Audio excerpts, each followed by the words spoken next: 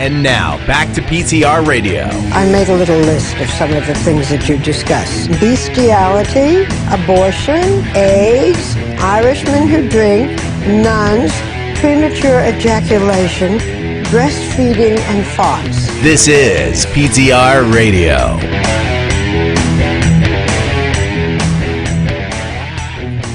Good evening, everyone, and welcome to PTR Radio here on the fabulous interweb.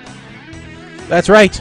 Those are the things that we talk about, although lately realized we haven't been talking about them nearly enough, which is a weird thing to say, but that's something that I've come to realize as I was updating our podcast feed, is that we have gotten a bit too serious, and that is just not us. So, no one should ever be able to say, those guys at PTR, they're really on the ball. They're really serious. That's a show that I go to for my news, my source of political and, medical information, PTR Radio. No, we don't want that said, ever. So, we are getting back to our roots, back to the poo-poo caca jokes. That's right. No more politics. Poo-poo caca. Poo-poo caca? Poo-poo caca. Caca? Yes. You will see more appearances of Mr. Shathid. You will see more drinking. You will see more of what made us what we are.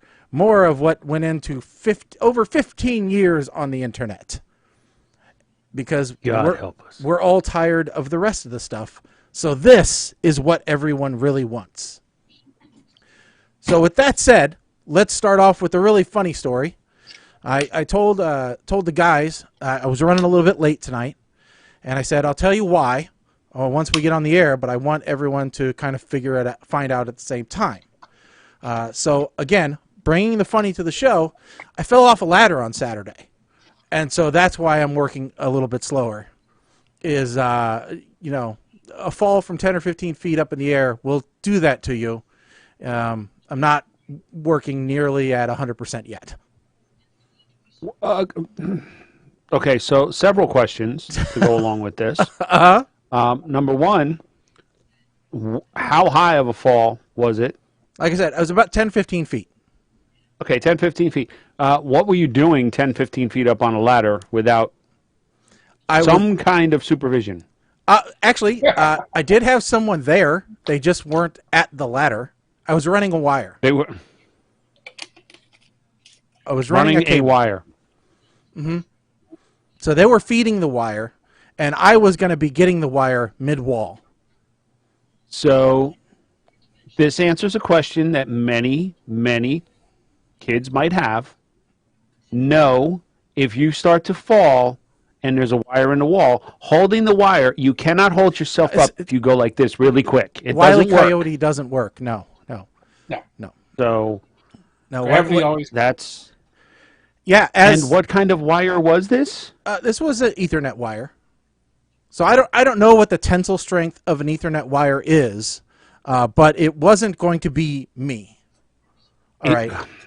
The tensile strength of an Ethernet cable, Cat 6 or Cat 6E. What kind? It was that 5. Make a difference? It's 5E. This is just a camera. 5E stranded or solid? A solid core, of course. Solid core. Okay. Well, either way, the tensile strength is a lot less than any of us could be supported by. Yeah. So yeah, what happened was I was I had thought, I should really put this ladder in an A-frame, the safest configuration of a ladder. And then I thought, but that doesn't get me up high enough. No, I should flatten the ladder out because it's one of those, super ladders, the adjustable ones that you can do. So you made it into like a scaffold? No, I just made it into a flat, straight like extension ladder. Okay, so you made it like a straight, okay. Yeah, like an angled. Yeah, straight, not flat. No, flat does not get you up. Well, I mean, you know what I mean. It was like an extension ladder rather than an A-frame ladder. Okay? Okay. So Lena, I was smart. I'm like, okay, well, there's a toolbox underneath this ladder, and there's all kinds of other stuff. I should move that out of the way. I was thinking. So I moved that out of the way. What I did not anticipate was the painted concrete floor was slicker than I thought. And so the feet of the ladder decided that they did not want to adhere to the floor any longer. And so they went slippity-slidey out from underneath once I reached almost the top of the ladder. And so there is a set of racing stripes down the wall where the ladder started to slide, where I went, shit, this is not good. At which point, you reach a certain level, and then the ladder just goes, I'm not going to be a ladder anymore. So then I end up falling on my right side, and then the ladder decides to fall on my left side. So I got it from both sides. Okay, so the next question in the wonderful debate here is how much damage was actually done? I amazed the doctor and the x-ray technician. Okay. No breaks, no fractures. What kind of fun is that?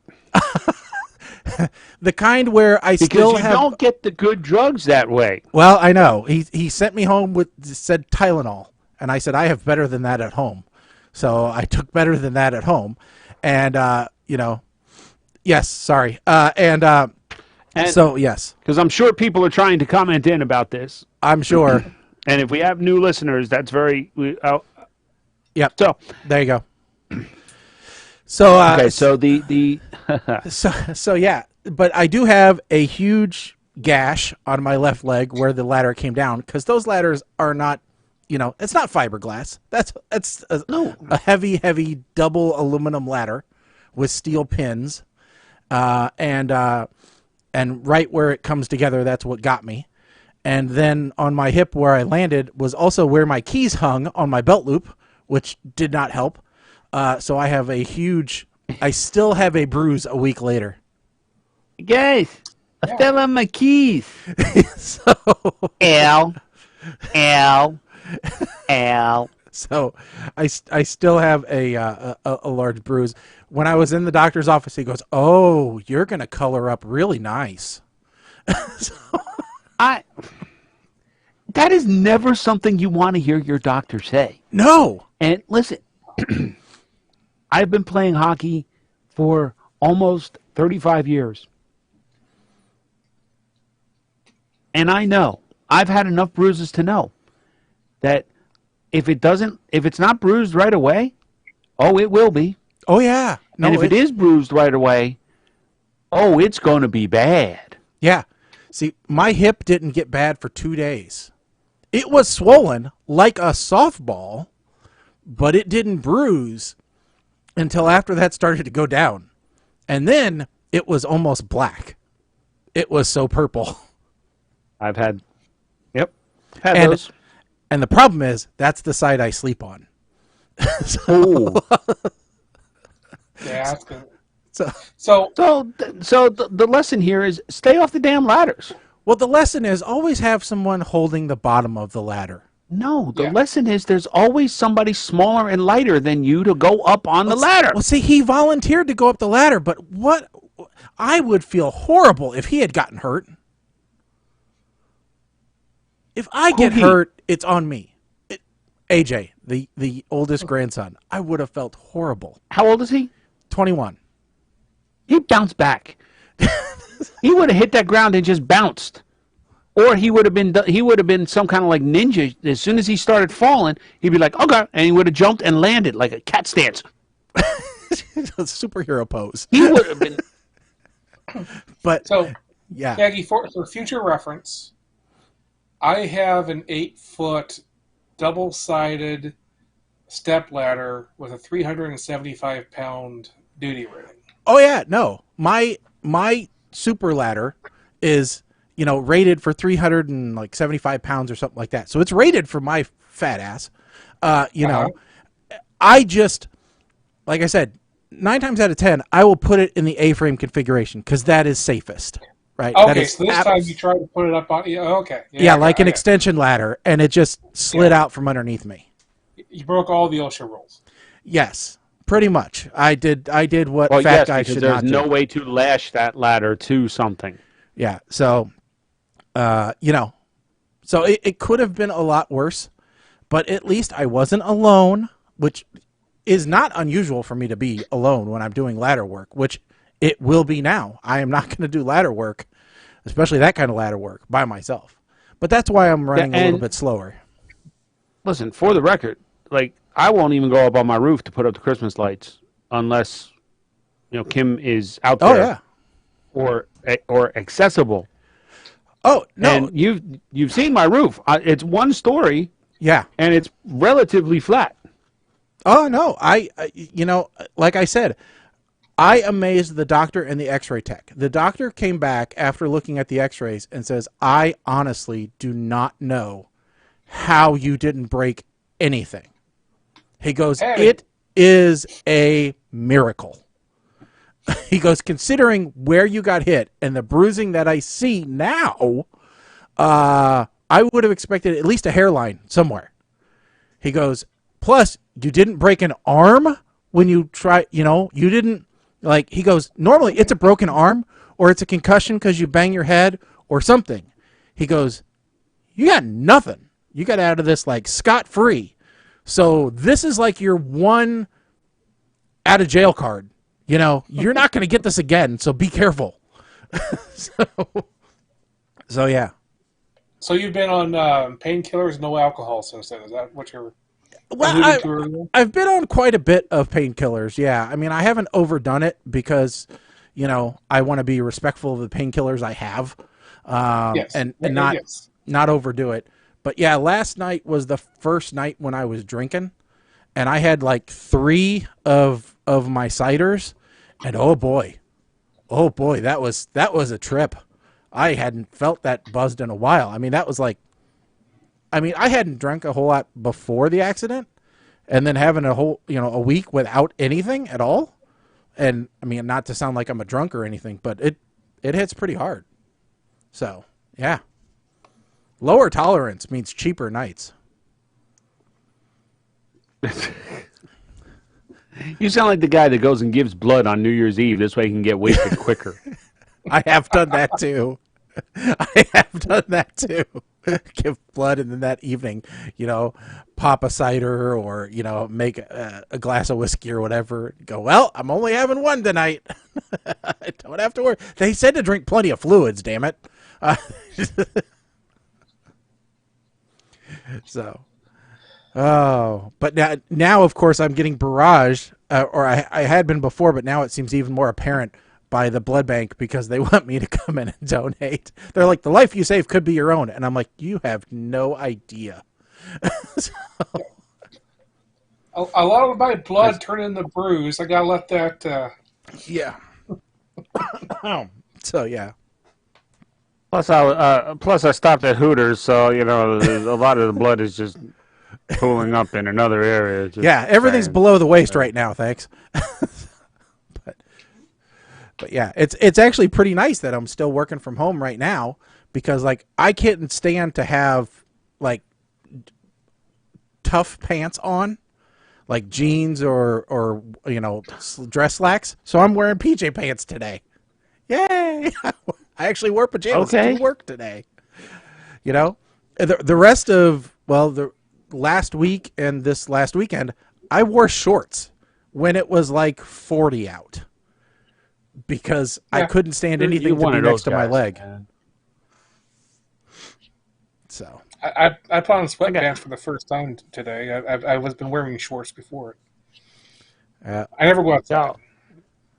There's a guy on my team that shows up. It's 45 degrees before the game, and he's wearing shorts. I actually said to him, I said, do you own long pants? This is ridiculous, all right? It's cold right now. I DJ'd a Christmas party a few years ago, and I showed up in shorts and a T-shirt. And they're like, what the hell are you doing? I'm like, listen, I'm setting up. I'm going to sweat like a pig. Why would I make it even worse in, dress pants and a dress shirt only to have to change again before we're done? So, Don't worry, this is not the stuff I'm going to wear for the actual wedding. Yeah. The comments are not coming through on the thing, so I'm looking at I'm actually looking at the feed here. Oh, okay. Teresa writing in saying frozen veggies wrapped in a towel, big help. hip turned a blackish purple and went to my lower back. Took over 2 months to heal. I seized and fainted in the shower with the water running. Oh, wow. No, Gators, we are not going to start talking about pants. Sorry. Yeah, and I get that people love leggings and pajamas, and look, I try to wear my sweatpants as much as possible when I'm around the house, but I have also taken to this is how you know when you're getting old, people. When you start looking at the fabric content of jeans before you purchase them. Mm-hmm. And if they don't have some kind of synthetic, stretchy type material as a percentage above 2 in the jeans, I don't buy them. One could say that I have Levi's version of jeggings because they have what they call all seasons tech in their jeans. All right, supposed Mike. to keep you cooler in the summer, warmer in the winter. Okay, right. Now it looks like it's coming through. Okay, let's see. Yeah, see, for me, I was reading about the working from home and said, "Oh, you should go ahead and dress up because that will help you, get into the right thing." I'm like, okay, everyone's just lucky that I'm not all day just wearing this thing. Is that a Jesus jacket? No, it's my Oh, okay. Terry Cloth robe. Oh, okay. Yeah, I can just be like this all day. Listen, the answer there is 42. That's all you need to know. Yeah. I don't think you understand, Mr. Cognac, that the gentlemen above me are in Illinois, so they're not going to call you because you live in Jersey.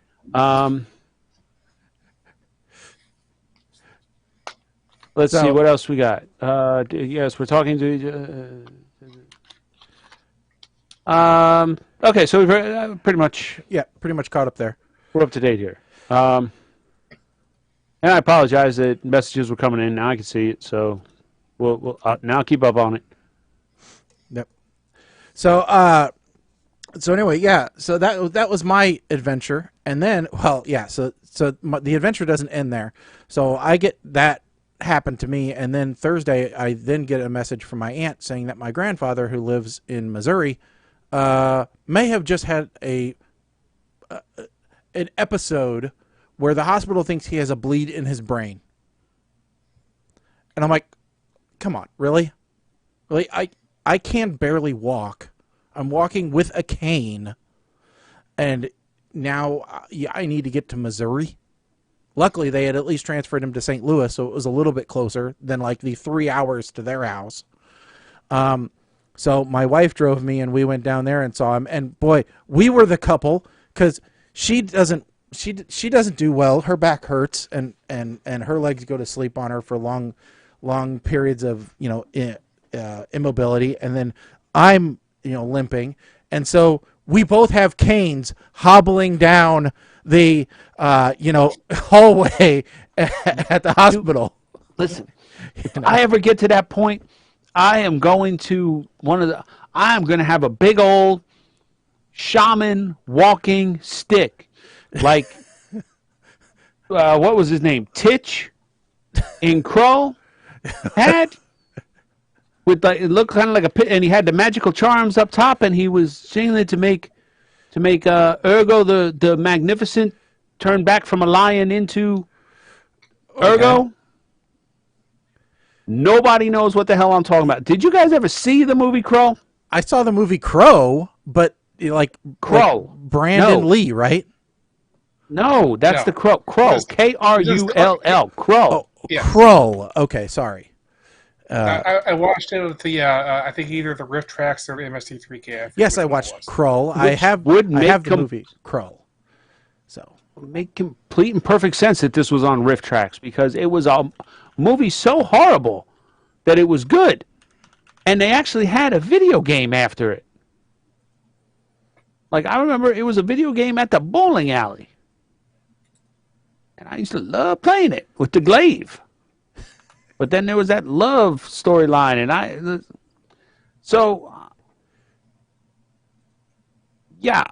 listen. You're talking about this, right? Like that No. one? No, that's a different one.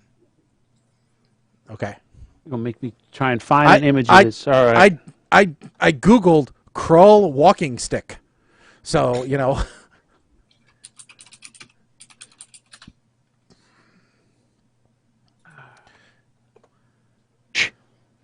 I will find it. Okay. Unfortunately, there's a find it. Planet of the Apes character with the same name, so What? you may get it up without staff. All right. Yes. Well, it doesn't matter. Yeah, it doesn't matter. It would definitely be something with quite a. I'm not doing a little cane, man. If I do, it's going to have a lion's head and it's going to conceal a sword. Why? Because zombies might. Just in case, I want to be prepared.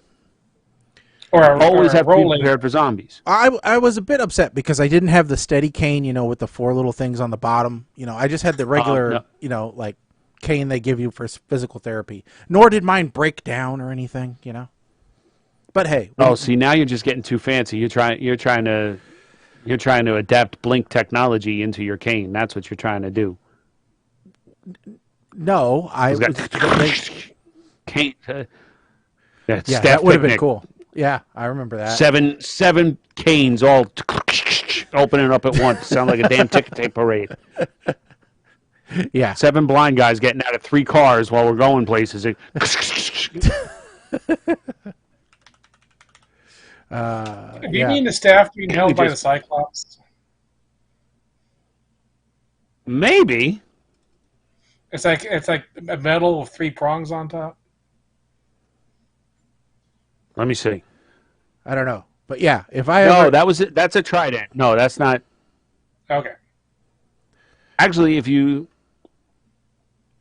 but I did decide if I need a cane, long term, if I end up, later in life once I'm older, hopefully this heals fine, but when I'm older, I am going to get a fancy cane. Now it's probably going to be like my reading glasses where I leave it somewhere. And I wish I hadn't gotten a fancy cane, where I wish I'd have gotten like the dollar cane, But I would like a fancy cane, I want like the amethyst crystal with the little mosquito inside of it cane, from Jurassic Park, I want one of those. I'm thinking about it. Didn't Gandalf have a damn cane? Not that I want. Gandalf had a staff. As you shall not pass. Yeah, well, okay. Well, I would use that too.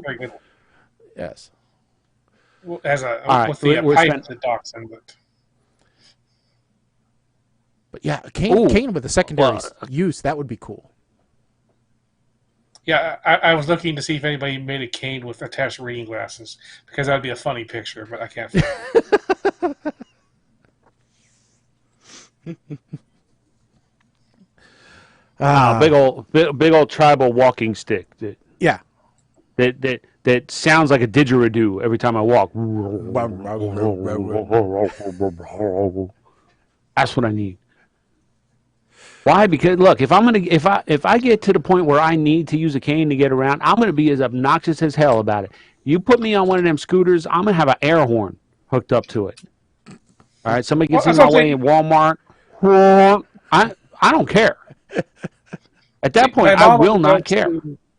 My mom has a rollator that she uses when we're doing like Disney trips and stuff, and it lets her skip lots of lines. Wow. Yeah.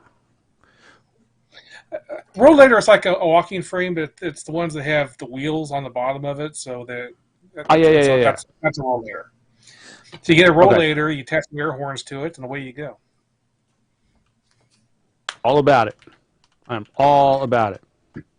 The best thing about a rollator, as far as I can tell, is that it also means that you're always pushing around a chair. Yes. That is true.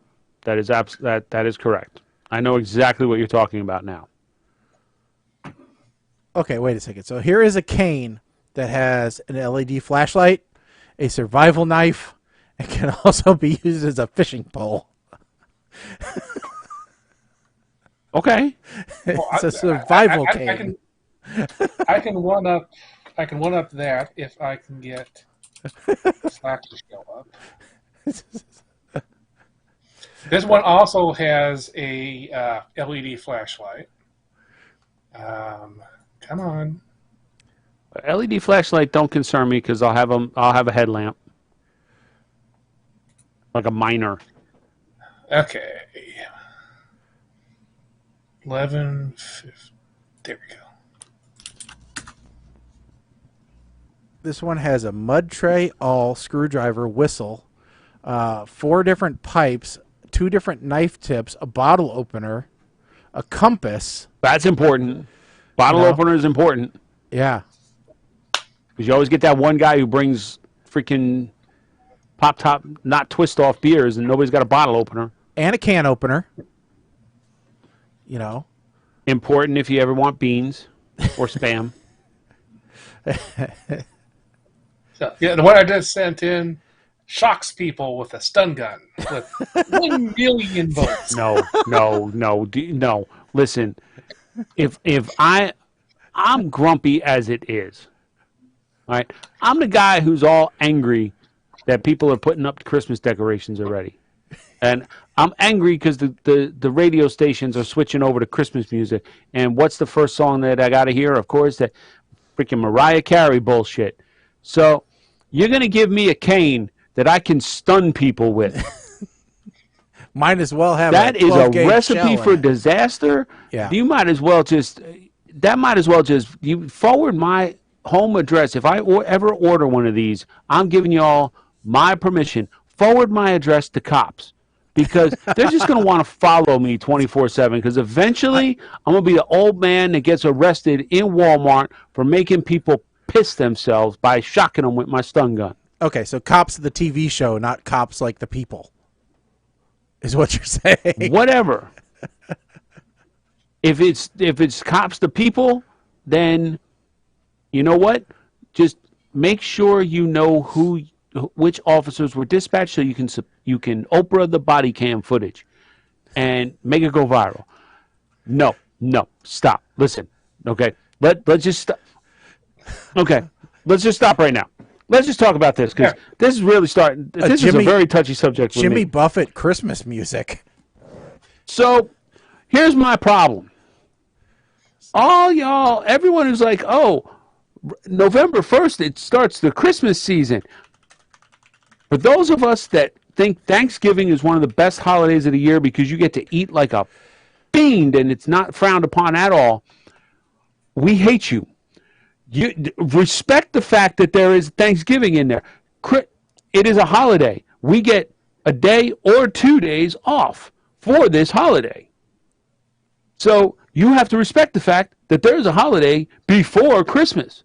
Mm-hmm. And you're not by saying November 1st starts Christmas. No. Absolutely not. Absolutely not. You can start... Okay, so... Christmas shopping in July, fine. You could start Christmas shopping in January. You could start Christmas shopping you could start the day after Christmas when you could be standing outside the store and say, oh, you're going to go return that? I'll tell you what, I'll give you this much money and you don't have to go wait in line. You know, you could do deals like that. Never thought of that, did you? Buying stuff to save people from waiting an hour in the return line. No. That's how you get deals after Black Friday. You know, and not only that, but we know that it's a Hallmark holiday, right? Gee, here we go. Mr. Hallmark Channel, 30 days of it started Christmas movies in 12 days. Swear it started in like August. It takes us 7 hours to film a 2-hour movie for Hallmark because we have to film so many Christmas movies for the year, and we have to have specific actors and actresses on retainer because they must be available 24/7 to shoot scenes for 3 different movies at a time. This is ridiculous. Not only that, Hallmark but there was a rumor that Laurie Laughlin was back in the picture with Hallmark, but it got dispelled. She's on with another network, and so now there's an exodus of actresses from Hallmark to another network. That's a lie. No, it's not. There have been multiple actresses that have left Hallmark to go to the other network, which is bringing in Laurie Laughlin. What's the other network? I think it's like Up or something. Oh, isn't Up the Christian channel? I think so. So, let me get this straight. Laurie Laughlin, the convicted Cheater. Was it a felony? I think so. It was mail fraud.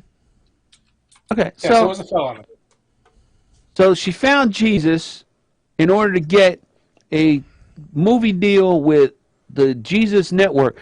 Yet Candace Cameron Bure, who is the brother of the largest religious pundit in Hollywood, Mr. Kirk Cameron, Mr. Kirk Cameron Bure. Mr. I have starred in 17 Left Behind movies. Yes. So at what point, she's on Hallmark. To say that that's not the channel she's going to. Oh, what channel is she going to? She's going to GAC. Okay, GAC. Oh yeah, what is GAC? Great American Country. Yeah. It's the same people who brought you Going RV. Great American Country. I never even heard of this like channel. MTV, it's changed. Yeah. So it's no longer CMT. It was an offshoot of CMT when CMT stopped showing music. So okay, just like VH1 is to MTV, and then they had a spin-off of that. That's what GAC is to CMT. CMT stopped showing music, so that went to GAC, and then GAC stopped showing music, so there's no music because there's YouTube. But GAC is like Going RV, Living Alaska, Laurie Laughlin's House of Christmas. So and that what the heck kind of budget did? So big money. Big money, no whammies. Owned by Discovery. Owned by who? Discovery. MTV for rednecks. Hey, okay. I like Going RV. I guess that says something about me. Yeah, but see, it's hard for me to distinguish rednecks to a specific channel when MTV has a show called Floribama Shore. Yeah. And I don't know. I've seen enough. I've only seen commercials for it, but it's enough to make me say, that's about as redneck as you get. So this is if Jersey Shore slept with all Jersey Shore, is what it appears to be. All right. We're going to do something we haven't done in, I don't know, 10 years. I respect country music. We like both types of music, country and Western. So we're good with that. All right. We're going to do something we haven't done in over 10 years. We're going to do a Mad Lib. Oh, God. Okay. All right. All righty. I need a Christmas character. Abominable. Abominable. Oh, I like Abominable. That's good. I need an occupation.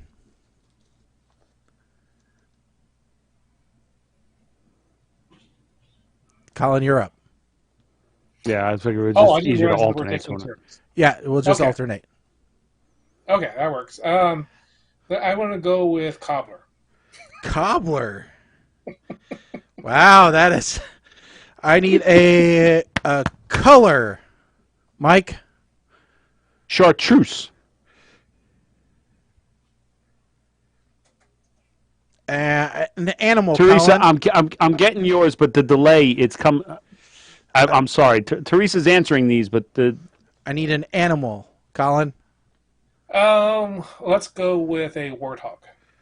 Warthog. Okay, here's what we're going to do. This next one, Teresa, go ahead. You give us... Adjective. You're going to answer this next one. Adjective. You're going to give us an adjective, and we'll skip over.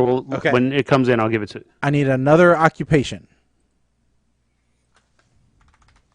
Oh, I'm getting both occupations? Then let's go with... Yep, go ahead.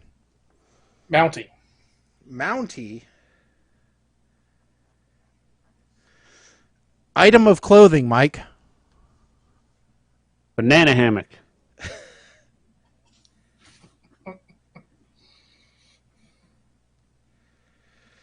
A verb ending in ing, Colin.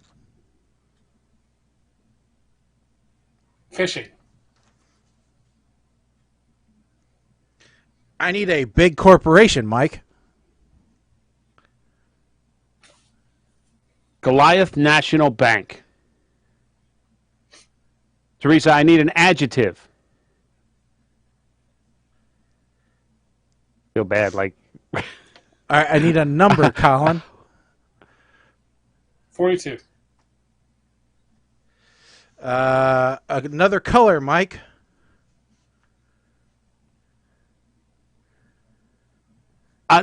We'll use orange. Teresa gave me orange before. We'll use orange. Okay. I need a plant, Colin. Wait, are we using orange for the adjective? For the color. No. She didn't give me an adjective yet. I need a plant, Okay, Colin. gotcha. Plant. Let's go with a Venus flycatcher. Venus flytrap. And I need another number, Mike. I so don't want to be that guy, but Yeah, I'm gonna be that 69. 69. All right. Did we ever get an adjective? We did not, so Colin, go ahead. Adjective. Let's go with loopy. Loopy. All right. So Loopy. here is the summary for the Hallmark Christmas show, A Christmas in INN Love. All right. It was Christmas Eve, and Blake Tinsel had traveled home to Abominableville from a big city job as a cobbler in New York to help with the family bed and breakfast, the Chartreuse Warthog Inn. The Tinsels wanted the kids to take over someday, but Blake's loopy career was everything. There were plenty of reservations, but Blake had one other love. But in walked Hans, the local Mountie, dressed in a banana hammock covered in snow. Hans was there to help with the annual fishing challenge to save the inn from being bought by Goliath National Bank. But a snowstorm just rolled in and dropped 42 feet of snow. Would all the guests still arrive? All flights were canceled and seemed like Christmas and the challenge would be too. But one flight made it through. A man with an orange beard in a red suit appeared with a check for $69. Enough to save the inn. Hans embraced Blake under the Venus flytrap. This was home. Maybe Blake would check into a life at the inn after all, and with Hans. Love how this was a politically correct or progressive. Yes, it was Hallmark. a progressive Hallmark movie. Mad Lib. They're getting much better, much more progressive as they go along. So, I gotta Wasn't it say, last a year? Mountie named Hans works very well. yeah. Wasn't last year the first year that they had like a gay couple gay- as like yeah. a side character. No, I thought that It was not the main character. It was not the main character. We decided it was a side character that they were way too advertising. Yes, we. Okay. We read the description. I think my wife even watched the movie and decided, yeah, no, they had like 10 minutes of screen time. Oh no, we're thinking of different movies then. Oh, okay. Because it was one where like the guy came back from New York. He was to run the ranch, and the main ranch hand was gay, and they fell in love. Are you sure you're not Kim thinking of made me watch Brokeback this, Mountain? and I'm pretty sure it's not Brokeback Mountain because Kim made me watch this. I mean, it had cowboys. Listen, I had a couple of drinks, and next Were you thing I watching- know, I'm watching Hallmark. I'm like, what the hell's going on here? Were you watching Bad enough Hallmark you got me watching Hallmark. or ABC Family? Because ABC Family's super progressive. Ooh, that's a good It may have been, or that's Freeform now, right? Yeah, I think so. Yeah. I got to go to the web.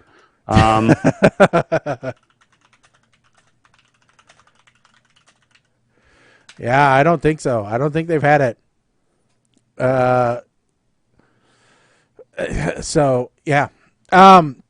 Anyway, moving. We'll figure out. We'll get you the gay update as far as Hallmark is concerned here shortly. But until then,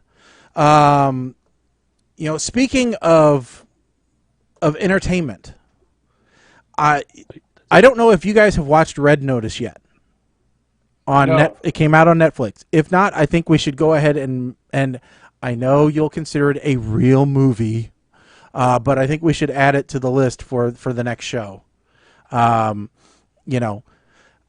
Ryan Reynolds is in it, as is Gal Gadot, and as is Dwayne The Rock Johnson. And I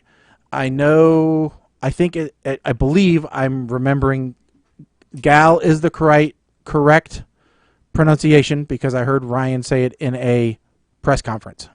So I'm gonna go with what Ryan Reynolds says. Is Gal Gadot. Gal Gadot. Yes, there's a T in there. Yeah. But anyway, okay. So I won't talk about the movie. Go ahead. Just for the record, it was a Lifetime movie. I'm sorry. Okay, yeah. Lifetime also progressive. The Christmas setup. Ah, yes. So anyway, I won't talk about the movie, but I will talk about Ryan Reynolds because Ryan Reynolds has been pretty hot lately, right? So he had Free Guy, then he had Red Notice, and I think he's got another one coming out here shortly too. He's been very busy. He's been putting out blockbusters for a while now. And so it was interesting to see this on the newswire. Yahoo is reporting that Ryan Reynolds has announced that he's going to be taking a break from acting, and he will be, post Spirited, starring Will Ferrell and Octavia Spencer. That's going to be the next movie out that comes out in Christmas, and he's going to be taking a break.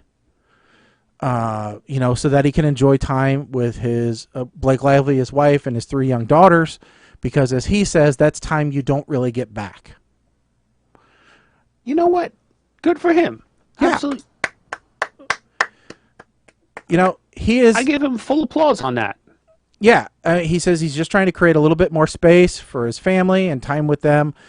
Now, he takes them on the road with him a lot of times when he goes to film. But he goes, it's not quality time. It's not, the same when I'm being called on set or when I'm having to rehearse lines or whatever. And coming from a family with 3 boys, which he's the youngest of 4. He said he was, from the interview that I was watching this morning, he said, he was very nervous to have all girls. Now he wishes he had boys because girls are so much worse. He was, but yeah, he said that he's just, he wants to take a break. He's not going to be completely out of the picture. Obviously he's got, so he's got multiple companies. So he's in charge of a football team, soccer. He's still, largely involved in the gin company. He is, he's got Mint Mobile. He's got lots of things still going on, so he's not going to be out of the public spotlight. It's not like he's not pulling a Rick Moranis, right? He's not going to be totally gone out of there, but he's going to concentrate on the family more, which is totally understandable. And he's still got his production company, Maximum Effort. Yeah. So he'll still be involved, or he'll still have that foot in the Hollywood world. Yeah, and I'm sure let's be real, okay? Disney greenlights Deadpool 3, he'll be there. Well, and they've already talked about a Free Guy 2. He will be on vacation with the family, throwing his daughter up in the air, in the ocean. Phone will ring, or text message will come off. Apple Watch. Green light on Deadpool 3. Sorry, honey. Blake, you got this? Cool. Later. Listen, this is the moneymaker right here. Okay. We've only got so much time while I can fit into that suit. Yeah. So it was so it's cool. Michael Caine took a rest to obviously Ryan's not the first one. Michael Caine took a rest to bring up his family. Didn't hurt his career. Other people have done it before, so this isn't unique in Hollywood. Like we said, I'm sure that he's going to it's funny. definitely, still be around. Because you mentioned, he's not pulling a Rick Moranis. And it's funny how he got Rick Moranis to appear in a Mint Mobile commercial. Mm-hmm. And part of me has to wonder, did he talk to Rick during that commercial shoot? And maybe that's what planted the seed, like, hey, once I'm done filming my contractually obligated movies right now, I'm going to take that break. Well, it could be. I mean, before it's too late. Rick's situation was a little bit different, right? Rick Moranis lost his wife, and so that's why he took off. So I said that kind of tongue in cheek, right? Totally understandable that he took that time and raised his kids. Because who else was going to do it? No. Nobody's blaming Rick for taking the time off. I'm just saying. I'm wondering if a conversation there, even though it was different reasons. Like, listen, because your time is not guaranteed. Well, no, and you look at it, and the time that Rick left, he was one of the hottest things. He had done Ghostbusters, he'd done Honey, I Shrunk the Kids. I mean, he was on his way up, right? And he was one of those comedic. Yeah, he was one of those comedic actors who could do anything. He was exploring his range, just like Ryan Reynolds has. And so his trajectory was nowhere going but up. And, it is totally conceivable that they had a discussion and Rick said, hey, listen, don't burn yourself out, reaching for the stars. Remember everybody that's still down below and, the quality time that you have. I mean, totally understandable. And I hadn't thought about it, Mike, but that's a great observation there, so. And I'm sorry, I'm going through because I actually just watched a video recently on YouTube that was, in my opinion, was the pinnacle of Rick Moranis. And unfortunately, I have to scroll through a whole bunch here because YouTube launched Shorts, which is kind of like Instagram Reels, which is to compete with TikTok videos, right? Mm-hmm. And the minute you watch any of them, they show up in your watch history. Yeah. So I had to go and just delete all of that. So this is an animated because it was originally just an audio album. So I don't know if we can actually play this, but this, to me, was the pinnacle of Rick Moranis' career. And this is the only acceptable pre-Thanksgiving playable Christmas song. Let's see if I can get it. Let's see here. May have to play it over here. And somebody was brilliant and did an animated video of it. If you can't play it, it's our Christmas part of the album, and you can play this at your Christmas party. Playing through? Or to yourself on Christmas we are probably going to get a copyright notice for this. Good day, eh? Yeah. In case you thought like I wasn't on this part. Oh, I will. Considering the person who did it is Science Finds God, I doubt they were the original player. But I'll tell you what, we'll just do that much, and we will post it on our Facebook page. I will post it on the Facebook page right now for those who want to watch it. So, I was looking to see if there was any chat between Ryan and Rick Moranis that had, if he had said anything about that. But I don't see anything regarding that. But, they're both Canadian, so it wouldn't surprise me. If they bonded over several things while filming that little commercial. Which is an excellent commercial. Yeah, it was a great commercial. Was a good commercial. So in other celebrity news, unless you've been living under a rock, you know that People's 2021 Sexiest Man Alive has been awarded And, it's not a terrible surprise. Went to Paul Rudd. Fake announcement. Fake announcement? No, not a fake announcement. Paul Rudd.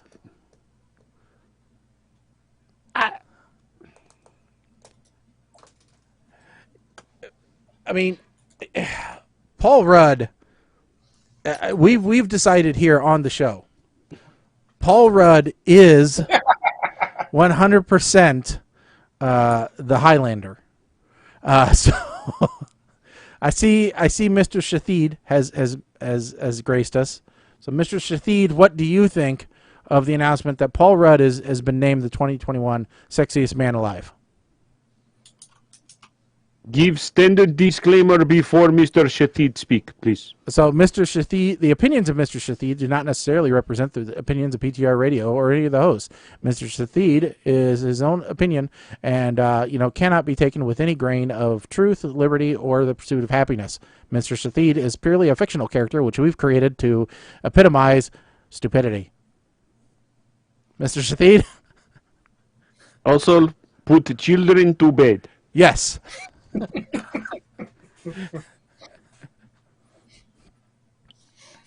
This is bullshit. All right, and who do you think should have been awarded Sexiest Man Alive? Not Paul Rudd. Not Paul Rudd. Why Paul not? Rudd is hiding scientific discovery from the world. He found quantum realm for real. Has not aged in 25 years. Looks the same. I'll admit, So he does. this is bullshit. He does seem to have a youthful appearance. Evidently, him and Jennifer Aniston use the same moisturizer. It's. I don't know where, they got it from, but they do seem to have Michael this. Douglas testicles. Where they get it from? That's really On set of Ant-Man 2. okay. Quantumania. Okay. I didn't know that. That's why Catherine Zeta-Jones looks so young. Okay. I do not believe. Can we define what make sexy? Well, actually, there was a lengthy episode of the Tonight Show with Stephen Colbert that went into what made sexy. He ran him through a gamut of tests. What it looks like. He no eat no meat. He vegetarian. Oh, I mean that does have a negative side effect to it. No, because he was eating salmon when he was trying. So he's Okay. obviously not a He vegan. pescatarian. Yeah. He no eat chicken wings. He ate fried cauliflower on hot ones. That isn't sexy. That's It's not disgusting. Again, cauliflower is the turkey of the vegetable world. Turkey tried to be every other meat. Cauliflower tried to be everything else. Cauliflower pizza crust, cauliflower mashed potato, cauliflower wings, cauliflower, get the fuck out of the world. None of cauliflower. Well, Look like stupid white brain. now wait a second. Paul Rudd, now, he did ask for vegan wings on hot ones. I assume that's what you mean by saying that he's, vegan, right? Or vegetarian. But he's never No, actually... Mr. Shitade only say on hot ones he not eat vegan wings. That's what I say.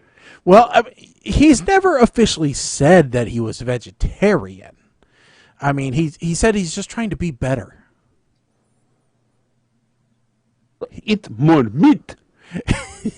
So the key to... Save the planet by getting rid of the cows. We discussed this already. Yeah, Eat the cows, less methane. What if we just made the cow smaller?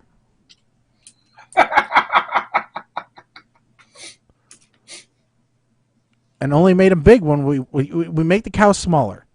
Then, once we butcher them, we just make that meat bigger.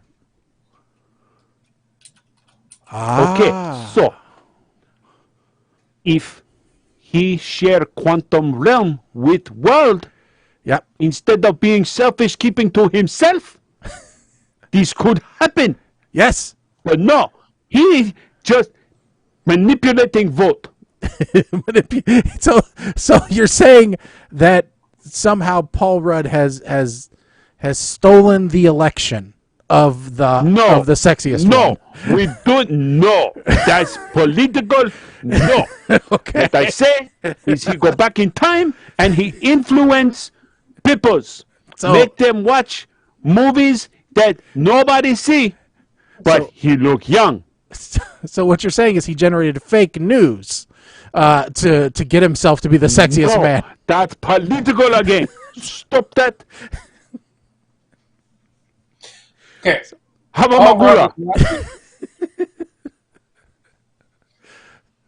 Did But this is almost as stupid, Mr. Shafee. Mm-hmm. According to the episodes of Hot One, he's just trying to cut down on meat and does Meatless Monday. Now, question.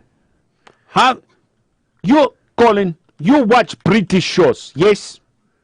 Yes. Okay. Mr. Sheted, no hold that against you. I have respect for you. But there was guy who on British talk show, was very drunk and talked about Veggie Mondays.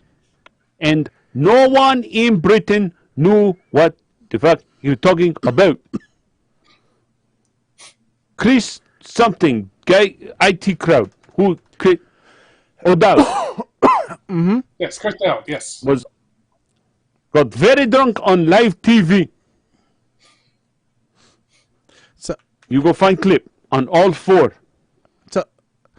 it's Mama Blair asked, do smaller cows mean actual less methane? No, it's concentrated. really. Smaller cows mean more small, mean more gas. What if we put the smaller cows inside lighters and use them? How you Okay. spark by cow's asshole? I'm I just don't think Elon Listen, Musk I don't think you suddenly can make- brain going. listen. I'm just the idea man. I Elon don't. Musk suddenly saying, It's the details. you can't make the cows that small. You could make them slightly larger, and then you can use them to replace bagpipes. All right. So I have it. So here I'm going to show you some pictures, Mr. Shathid, and we'll just see. We'll prove your theory about the quantum realm. Okay. All right. So no. So that's Paul Rudd. All right. And that's Paul Rudd. That's Paul Rudd. Yes, Paul Rudd look like geeky friend invite to party. and that's Paul Rudd. Slightly less geeky friend, better rest. And that's Paul Rudd. All right. And His head look huge. and that's Paul Rudd. He spent lots of time with Jennifer Aniston. And that's Paul Rudd. And He looked same. Different hair. sometimes he doesn't shave as much. Well, no, I think he changed into a certain year. And then 2017 he lost some weight. You notice there's not as much around the chin. There Paul Rudd looks sick. Look like he going reverse puberty. Maybe he Benjamin Button. and there's Paul Rudd. And there's Paul Rudd, and then there's Paul Rudd, and so, you know, He's clone. Go back to that. Go back to 2012. So 2012. Yes, because I argue that he stopped aging in 2012. That's when he find quantum realm. No, I disagree, Mr. Sathid. 2012 is the year Dick Clark died. Oh. Dick Clark passed torch to Paul Rudd. So That's my yes, argument. Paul Rudd miscalling. instead of Ant-Man should have been hosting instead of Ryan Seacrest. I think just about anybody should be hosting other than Ryan Seacrest, but that's... Yes. Well, Mr. Shitade must... We digress for a second. yes. Ryan Seacrest and Lucy Hale and Jenny McCarthy, possibly most painful hosts to watch on Dick Clark's New Year's Eve specials, including year Dick Clark showed up sick, and everyone had that oh moment. They should have called Brian Dunkelman. They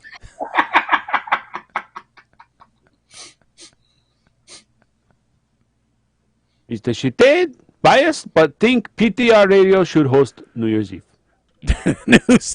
We do host New Year's Eve No, on ABC. on ABC. Yes. Show up and kick Ryan Seacrest off scaffold. Off the scaffolding. Go back American Idol. We go find Kelly and do morning show. Go away. We could. We could do that. Go kiss Kardashian ass to make production.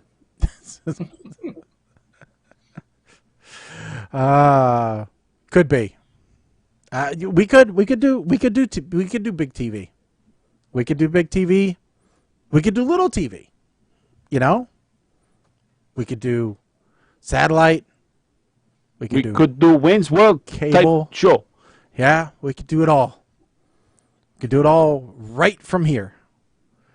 Because the sad part is other people do it worse than we do and get paid. Well, I could just leave it right there. Get paid. All right? Because we don't. So, never have we ever gotten paid. I don't pay. Mike doesn't pay. Shaggy pays. Yeah, we operate at a loss. So, you know. All right. And we no give box or randomness no more. No. Nope, we sure don't. It's time for a new game. Yes, it is time for a new game. All right, thanks, Mr. Steed. All right, so we did this on the last show, and it was a huge success, so I think we're going to do it again. We're going to break out the game called Full of It. Full of It. I bought that game, by the way. I never come up with any answers. Woo! You did buy it, Mike? Yeah, I did. Cool. Have you played it yet with anybody? Well, Kim and I when it arrived, Kim opened it up, and we just stood there. I thought we were going to be answering questions, but no, it turns out I was answering questions. She was asking them, so it worked out well. She was interrogating you, is what you're saying. She showed me the cards, so I knew she was asking me. You know, she wasn't pulling a Marie Barone, making up her questions to find out how Deborah really feels about her. So she should just rename it. How well do I know Mike, or what has Mike been hiding? Don't hide anything. Just got to ask the right questions to get me to tell you. All right.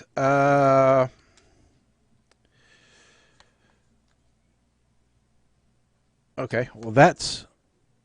Boy. I'm trying... as always... Okay, so while you're looking, this came in while Mr. Shitade was here, basically saying, not a surprise, not a very good choice. Mama Blair, I want to know, who do you think people's sexiest man should have been? I want to know. From a female's opinion, I want to know who the sexiest man should have been. That's what I'm asking our listeners right now. Mama Blair, Teresa, let me know. Okay. Possibly. I could do that one. All right. So I'm trying to find several for. Okay. Yeah. Those might be good. 3 good ones for Colin. All right. So. Colin, 1, 2, or 3. Middle. All right. What is the longest you have gone without a shower and why? Oh, 4 days, maybe. Because I was camping. Did the camping place not have a shower room? Most camping places have a shower room.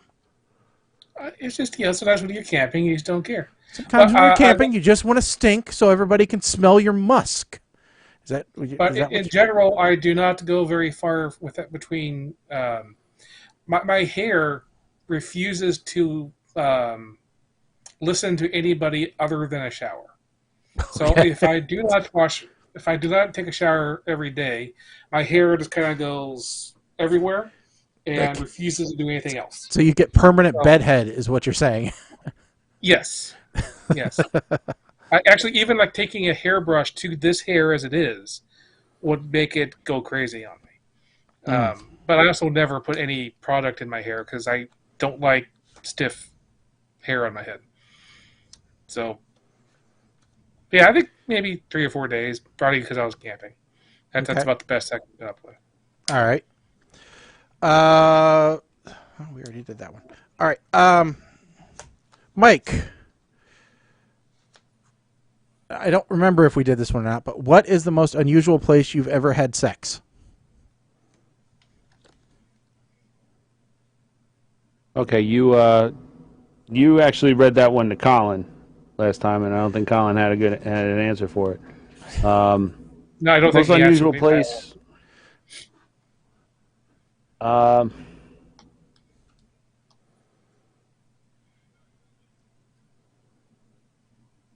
assuming this is with another person, right?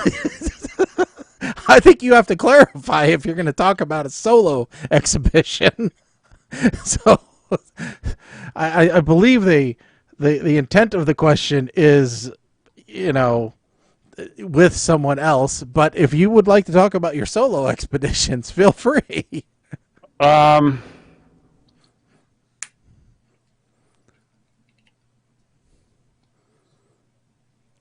Well, I get solo. Well, why the hell not? I don't know. So there's a nude gentleman's club in New Jersey that is well known. It's a juice bar, so they don't serve alcohol. And the way that okay, wait a second, hold on. So I need a clarification. Is it a nude club for gentlemen, or is it a nude club of gentlemen? It's a strip club. It's a strip club. Thank you. I just want a clarification. In New Jersey, if you're seeing Chippendales or if you're seing regular run-of-the-mill strippers. I had to ask because the way you phrased the question, I didn't know. The way the law is written in Jersey is if they do not serve alcohol, then you only have to be 18 to go in, and they can go full nude. Mm-hmm. So when I was 18 years old, a buddy of mine and I used to go to this place. It's called the Go-Rama. Anybody in New Jersey knows about the Go-Rama. All right, because the fact that it's still there is even scarier. So I had a buddy that used to just call me up. I'd be like, "Hello," and I wouldn't even no hello. He'd just say, "Rama," just like that. I'd be like, "I'll see you there." I hang up and go. That's it. So one time, I'm driving home by myself, and well, we'll just leave it. We'll end the story there. We'll just say the urge hit you. So, all right, yep. 18 years old, yeah, that's... So, okay, so we got somebody, Teresa saying, that one, and I'm not going to read them, because if you're not watching the video, if you're just listening to the podcast, you're missing out. Yeah. So, we're going to leave some suspense. You want to hear what some of the other listeners said? Colin, sorry, I have no idea what that is. Now, as far as the answers to the sexiest man question, so okay, that would have been a good one. So that would have been right. Yep. Apparently, of our female listeners tonight, it's kind of unanimous. I don't think Mr. Shathade has enough exposure to be no to be People Magazine's think we need a little bit. Sexiest man. Need a few more subscribers for that to happen, I believe. And every issue sold must come with a bottle of tequila at that point, because that's about the only way it's going to happen.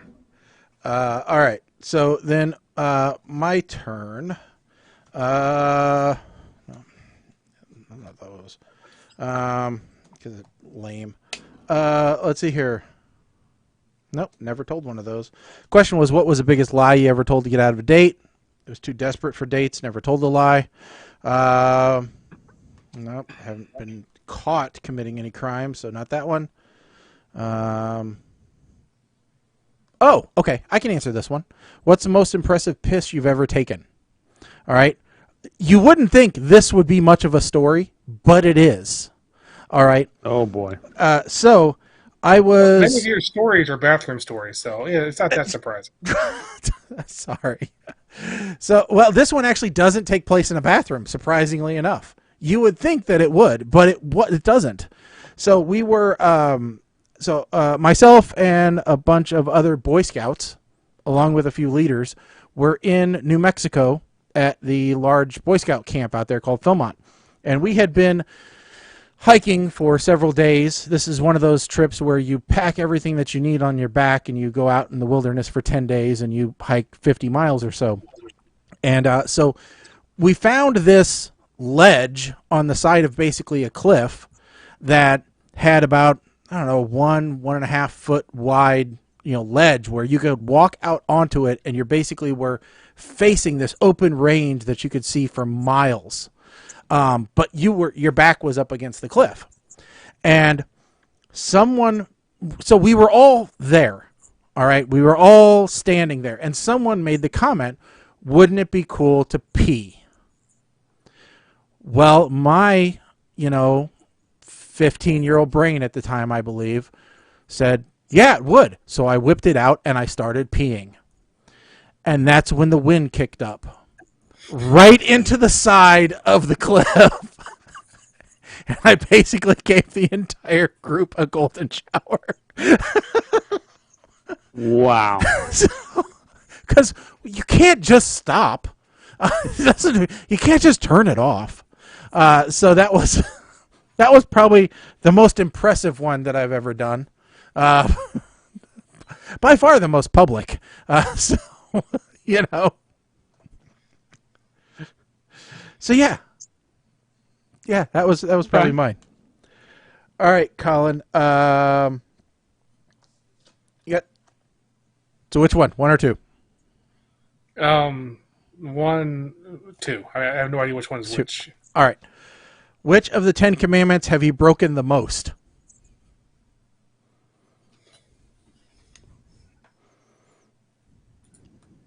Ten Commandments. Colin is suddenly looking up the 10 Commandments. I can't blame you. I would have to do the same thing. I would find one that I know shall not kill and shall obey mother and father. Beyond that, I'm going off of shall not covet thy neighbor's wife. Yeah, that one. Okay, I know that one. But other than that, I know that's it. Thou shalt not self-incriminate. I don't know. What the other ones are. Okay.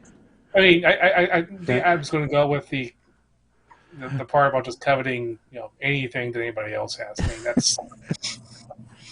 Ooh, I want that. Yes. So any idea, Colin, of the top ones? Which one maybe you've broken the most? No, as I said, the covet. The covet thy neighbor's wife? Really? That's the one? No, the other. Oh, the possessions. Okay. Yes. Okay, the possession. I'm like, wait a second. I don't know your neighbors, but I haven't seen them out in the yard at least. But all right. Let's see here. That is well. We'll go with that one. All right, Mike. This one you have years of experience with, I'm sure. All right. Oh, Christ. There's probably an endless number of stories you could pick from, but I'm going to ask you for just one. All right. What is the grossest thing you've ever seen your dog do? The grossest thing I've ever seen my dog do. Well, as simple as this is going to sound, and it's not just one time or one dog. I've seen it happen many times. I do not understand for the life of me why any dog would want to eat poop. I agree. Be it cat poop, be it the other dog's poop, be it their own poop. I don't understand it for the life of me. And I never will. I never will. No, and I don't know about your dogs, but mine can't turn around fast enough. They want that hot meal. No. So it is the least common variety is their own. But so the one dog, we used to sit there and just watch while one of the other ones poop, looking at it. Just waiting. And you'd see her just sitting there looking at it and just going, what are you doing? Oh, and then, I can see DoorDash down the road. And I'd be right there with the scooper, and I'd just pick it right up. I'm like, ha, ha, ha. And we come inside, and she starts sniffing that same dog's butt. And I'm like, no. What are you trying to get ice cream right from the dispenser? That's not happening. Get out of here. Kitchen's closed, my friend. Kitchen's closed. I just don't understand it. I never will. I gave up trying. I don't get it. Yeah. Some animals make sense. I mean, guinea pigs, for example, that's actually part of their digestive system. They have to, but okay, dogs right. So something like that makes sense. I think rabbits are similar. Yeah, they're right. Yeah. So that kingdom, phylum, class, order, family, genus, species. I don't know which level we're at here. One of them, but that makes sense. And I understand some animals in the wild, like wolves, might do that because they don't want to leave any kind of scat that might attract predators or signal prey that they've been there. I understand in the wild that I'm talking domestic freaking animals that have never lived outside, never had to want for a meal, get fed well, and still going after poop. I'm sorry. I don't get it. Yeah. That's a good thing.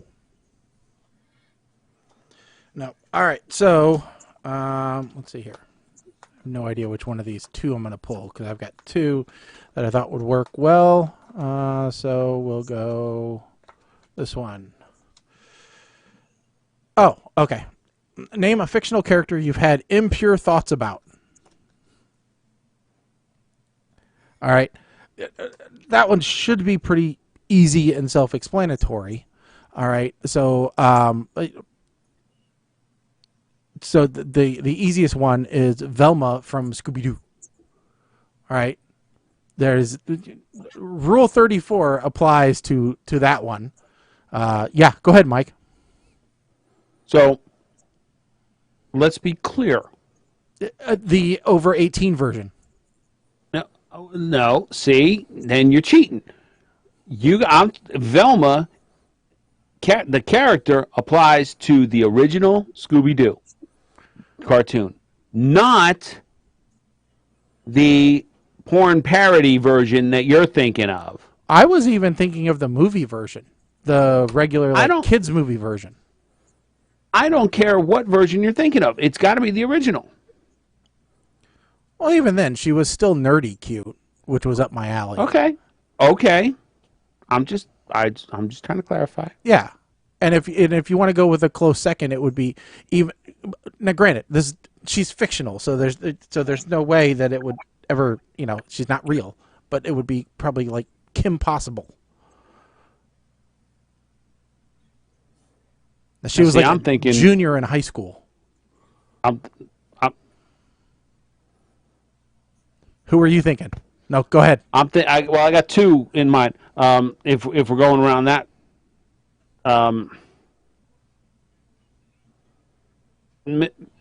Mrs. Incredible Okay, that's a good one. and Jessica Rabbit. Yeah, see, I was thinking, I'm very concerned that we're talking about we're only talking about cartoons here. So let's just clarify that right now we're only speaking of cartoons. I don't want you to think that we're not considering like Morticia Adams. Yeah. Yeah, because otherwise, Elvira. Yeah. So when somebody says Even though she's fictional lesbian character now, to but- me, I instantly think cartoons because I know that they're not real. Well, no, because Chun-Li from Street Fighter, if you go True. back to the horrible movie, that's a fictional character, or Sonya Blade from the original Mortal Kombat. Yeah. Yeah, I mean, Kick my ass, but I probably like it.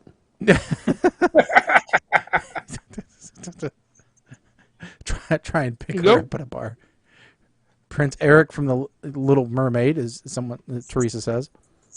Sorry, I forgot we weren't reading those out, but yes. So at least we weren't the only ones thinking cartoons. So, but yeah, I mean, it's not. I just Whenever I think of whenever I think of fictional, I think of cartoons for some reason.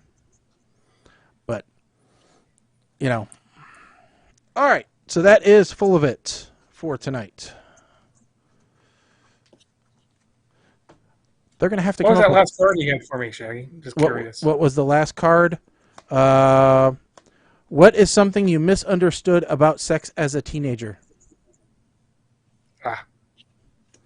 I didn't know if you'd have an answer to that one or not, but I thought I'm not sure I have an answer to that one now. I'm sure that we all misunderstood something, if not as a teenager, as a preteen. Going into late elementary, middle school, we all heard things. Too many wrong roads to go down with that question. What was my last question? I don't know. Yours and mine, I was picking up from the deck and just, grabbing them because I figured that you and I were easy enough. We could pick anything. Collins, I was kind of cherry picking a little bit just so that I knew that he had an answer. Okay. But there's another set of games that I'm looking to get because we're starting to kind of run out of those cards a little bit that are along the same lines. So there's also a game called it's not really Ask the Internet like the Barstool ones that we have, but it's a percentages game. So I give you a statistic and you have to guess the percentage, and whoever is closest without going over wins the point. So it's kind of cool. I thought it was nifty. So, side note, Kim and I were watching Price is Right the other day, and I actually caught myself cursing at the TV, saying, "There it is, the $1 D-bag. There he is." Yeah, I have caught myself. Somebody was up there, and that's all she was guessing. Yeah, Literally, your guess. And I think the last time Drew was even like, "Your guess, $1, right?" Yeah, $2. Yeah, this is this. This I wonder game, if anybody's ever actually done that. This game is No, because called $1 is usually the last one. This game is called Shit Happens, and it's there's a misery index, so it gives you. It happens? Oh no! Not gives you- misery index. And so it gives no, it's not based on. I don't think it's based off of that, but it's like, That okay, show here's the is situation: explosive diarrhea every time you orgasm. What's the misery index of that? What? 0 to 100. How horrible is it? Well, I guess it depends on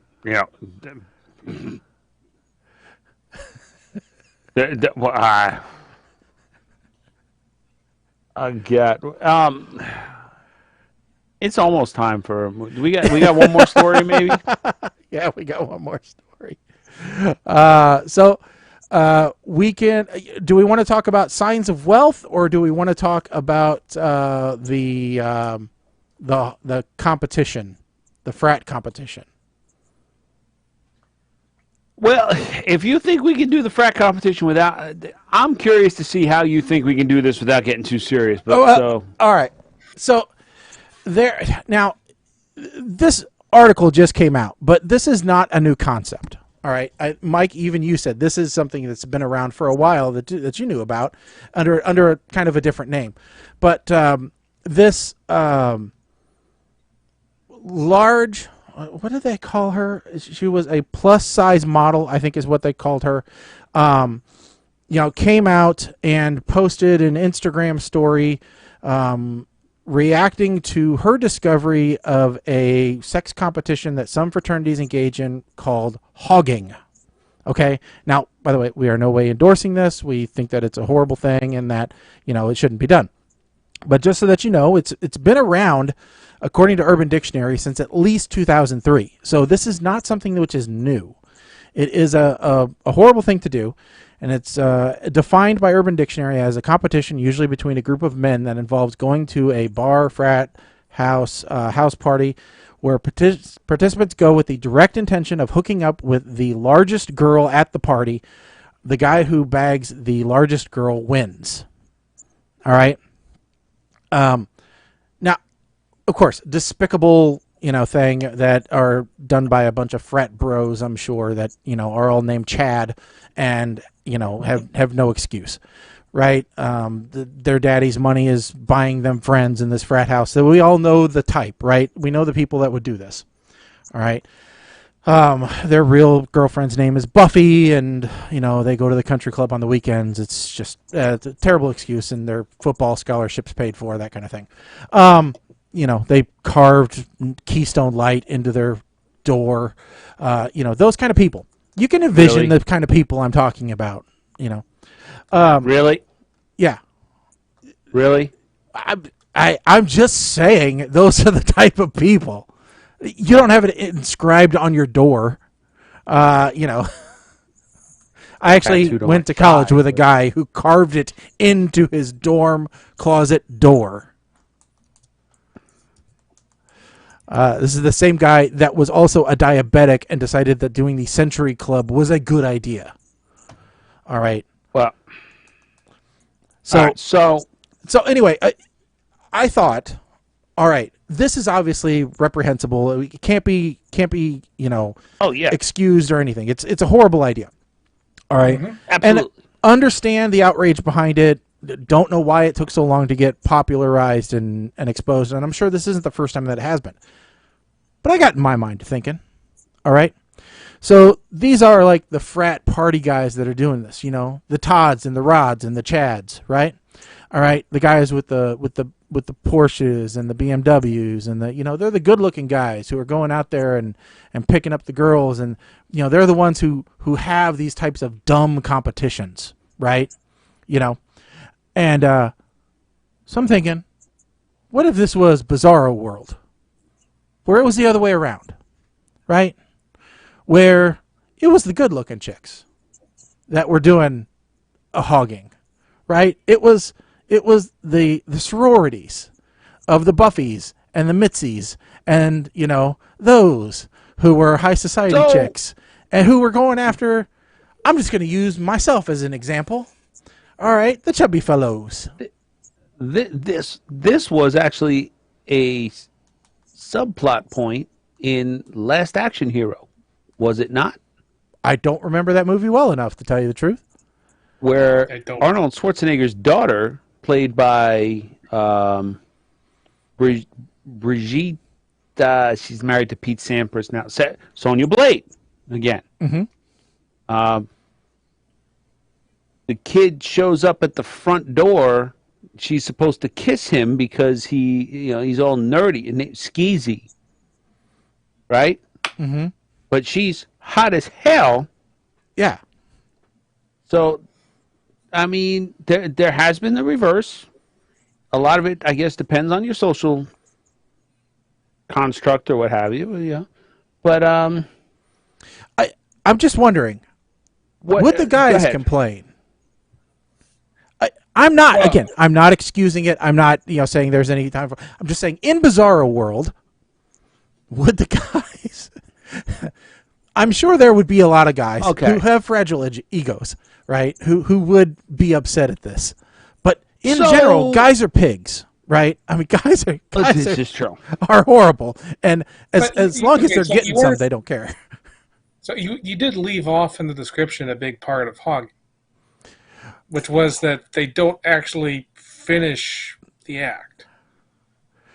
Everybody else comes running into the room and starts oinking at the victim and gets them to run away. So this ties into the version that a guy I used to know told me about when he was young.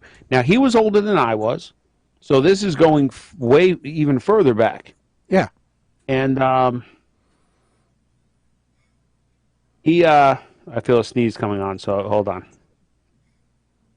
I was told look into a bright light and it'll come. It'll force a sneeze. A TikToker told me that. I'm trying. Yeah, okay. Yeah, and I believe everything I've seen on TikTok. I get sucked down that rabbit hole with the stupid reels, and yeah, okay. So he used to say, so similar to what you said, Colin, right? But they used to call it rodeo, and the whole idea was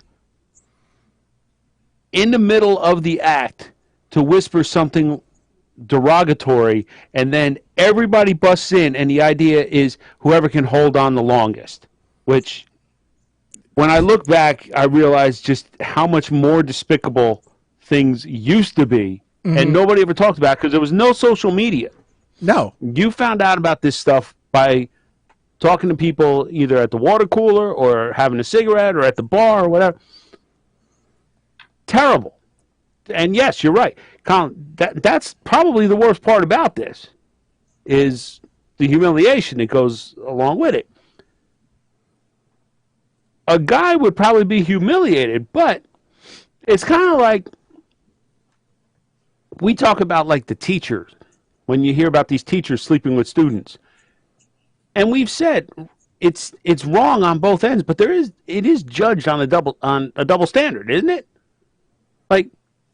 A young guy sleeping with a hot teacher, female teacher, is looked at like a god. Like, yes, look at you. You got that. Oh, my God. And he ain't telling nobody. Yeah. Well, I mean, we look at it, my wife and I deal with it, right? So my wife is significantly older than I am. And, I tell her, I'm like, I don't know why you worry about what people think of it. I'm like, they wouldn't think anything about it if it was reversed. And she's like, no, they wouldn't, because it's okay if an older guy has a younger wife, but if an older woman has a younger guy, then it's not okay. And I mean, she's absolutely right. Within the extent of decency, as long as you're happy. Yeah. That's the main thing, right? Mm-hmm. Now, I'm not saying go be a Jerry Lee Lewis where you're my age trying to marry a 16-year-old. Don't go do that. Or have an Anna Nicole Smith situation, right? But probably not recommended. That's called disgustingly. That's disgusting and a gold digger, or both. I don't know. I don't know. She's dead. I feel bad talking about her. Yes. But know that if I was that old and had his money, I would be the best sugar daddy to someone ever. Yeah, at that point, you can just rent them. You don't have to buy them. But no, listen, you're going to earn that money. You're going to earn that money. I'll be in my freaking wheelchair, barely able to move, and I'll be like, oh, Buffy, it's 6 o'clock. You know what time it is, right? Change my diaper and toss my salad. Oh, you want that Cartier watch, don't you? So Daddy hasn't made your car payment yet. I'd be evil. If you're going to spend my money before I die, I would be evil. And I would like to think that that's what that man did too. Now, I almost feel bad sharing these. No. We're talking. Now, the largest girl doesn't win anything. And Teresa wants to know if dinner's paid for. Well, I I don't know. now, I don't know. I don't know because I have never participated in any of these type of events. I'm not, and I never will. I'm not the Chad or the Rod or Todd type. So, the Chad is great. The Chad is great. But anyway, so yeah, I was just, like I said, I was just wondering what it was going to be like if the tables were turned. So, and I think it is interesting when we look at these things, if the tables were turned. We're not excusing it. We're not endorsing it. We're not doing anything. We're just saying, okay, well, let's see, how would and I think that's important to know, is how would the guys feel about it if it was reversed, because there's a feeling of being used. And so it's important to realize that could be put back on you at some point. So I did make the point when we talked about this during the pre-show that at the very least I'm thankful that people are recognizing just how wrong this kind of stuff is now. You didn't have folks talking about, if somebody talked bad about something like this back in the day before social media, they were labeled a narc or a square. Yeah, you're like, you just don't know how to have fun. You're not part of the crew. It's that, you stop getting invited to the parties. That's all that happened. Yeah. But now people recognize, and people are willing to speak up and say, no, this is, and if you see it happening, you stop. Yeah. And that is important. I think overall we are becoming a better people. I'm not saying we're there yet, but we're working. Well, and some things, but okay. In some things, but not all. And that's all we're going to say. All right. Other than movies to review, it is time for our double feature movie review, which we do every episode, or try to. We take 2 movies from Netflix, Amazon Prime, and all the other streaming services out there, and we throw them into a random number generator. We pick out 2 of them, and we talk about them on the show to say whether they're worthwhile or not. And in this case, in this episode, we have 2 interesting movies that I think you'll want to know about, what our opinions are. So we have one called The Vault, and then we have another one called Go-Karts, both of which are Netflix. They're Netflix originals, I think. So no, Go-Karts I don't think was. Okay, so but they are both currently on Netflix, and I think will probably be around for a while on Netflix. But you should probably check them out while you can if you like what we have to say about them. Which one do we want to do first? Colin, which one first? Oh, let's start with The Vault. The Vault first. Colin, your turn. Go. Just a second. Let me get my notes up. No, go. Now. Move fast. Okay, so faster. The Vault is it's a caper movie, which, I like caper movies a lot. This one is in Spain and during the middle of soccer. I forget the name of that thing is, but World Cup. World Cup, yeah. They got the World Cup going. Guys trying to basically has half of the plot of he's trying to find Drake's fortune by finding 3 coins that go with a map he has that's going to show them where it is. But just as he finds them out in the middle of the ocean, Spain sweeps in and takes it all. And for some reason, MI6 is involved, and it's very complicated. But in general, it's a weird episode of MacGyver, where MacGyver has just graduated from college. It's played by Freddie Highmore, and the guy who's trying to find is basically the original Jack Dalton, with his new caper of trying to find huge amounts of treasure. He goes and gets his old friend Mac and pulls him into this caper. It's just, I don't know. It's, as much as I love caper movies, this is a terrible caper movie. It's not a terrible movie, but the actual caper, in a nutshell, the entire area where the thing is that they're trying to get is in a vault that's on top of a giant scale.